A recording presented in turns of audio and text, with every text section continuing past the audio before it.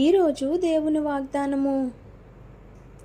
భూమి మీదనున్న జనులందరి దృష్టికి నేను మీకు ఖ్యాతిని మంచి పేరును తెప్పింతును. ఇదే యెహోవా వాక్కు. జెఫన్యా గ్రంథము 3వ అధ్యాయము 20వ వచనము. యెహోవా మంచివారికి మేలు చేయును, యథార్థవంతులకు మేలు చేయును. దేవుడు ఆయన యందు నిలకడగా ఉన్నవారికి, ఆయన మీద ఆధారపడే వారికట దేవుడు ఉన్నతంగా నిలవబెడతాడంట.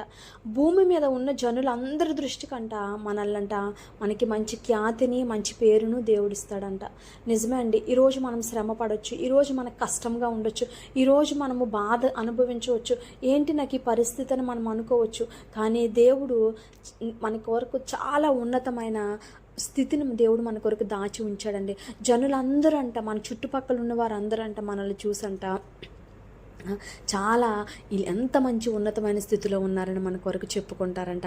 వాళ్ళ దృష్టి కంట మనకి ఖ్యాతినిస్తాడంట, మంచి పేరునిస్తాడట. దేవుడు మనల్ని ఉన్నతంగా నిలవబెడతాడట. ఇప్పుడున్న స్థితిని చూసి నువ్వు బాధపడవలసిన అవసరం లేదు. కానీ ఈరోజు పడిన శ్రమకి గొప్ప ప్రతిఫలం దేవుడు నాకు ఇవ్వబోతున్నాడు.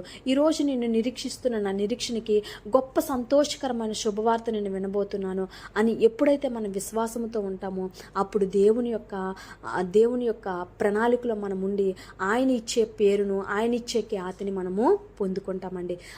ఫస్ట్ మనం చేయవలసిందంటే ఆయన మీద విశ్వాసం ఉంచాలి. ఈరోజు ఉన్న స్థితిని మనం లెక్కించకూడదు. కానీ దేవుడు నా కొరకు మంచి రోజులు దాచి ఉంచాడని మనం ఎప్పుడైతే విశ్వాసంతో ఉంటామో దేవుని గణపరిచే వారిగా, ఆయన సాక్షులుగా దేవుడు మనందరినీ ఉంచి దేవుని యొక్క పనిలో మనల్ని బహుభారంగా వాడుకొని దేవుడి కొద్ది మాటలు దీవించి ఆశీర్వదించును గాక.